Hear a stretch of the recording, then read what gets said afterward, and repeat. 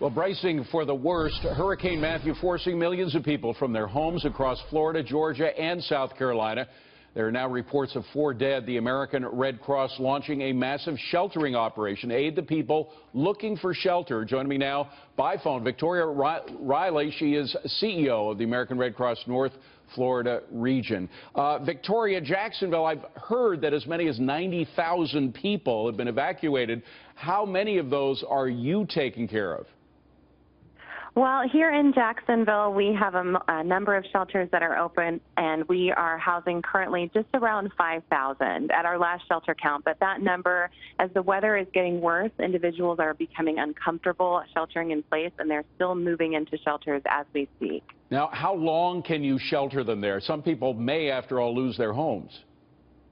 Correct. And here at the Red Cross, we will shelter as long as we need to in order for individuals to start that recovery process if there is a total loss to their home. Now, Jacksonville, many people think that just about anywhere in Florida they're familiar with hurricanes. Jacksonville hasn't had a hit from a hurricane this strong in over 100 years. So while other cities have these great plans for what happens in a hurricane, I imagine Jacksonville is not as well prepared. You are exactly right. So the Red Cross has been prepared, but the community at large this is a nuance for them. They're not used to any type of weather like this. There was a lot of individuals hesitant to evacuate, hesitant to even build that disaster kit for their own home. And we're seeing the aftermath of that as our shelter numbers are really skyrocketing, and they have been in the last 12 hours.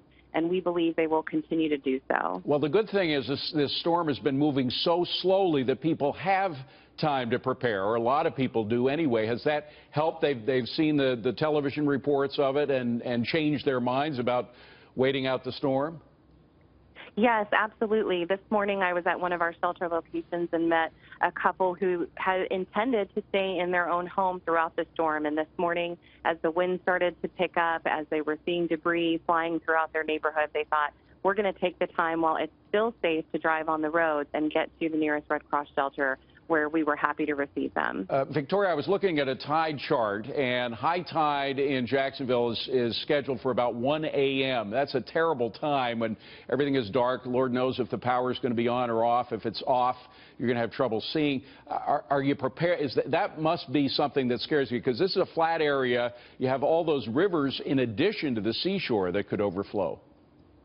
We do. We have the St. Johns River that really cuts right through the center of Jacksonville, but we are prepared. All of our shelters are in predetermined locations so that they are at no risk of flooding to the best of our ability.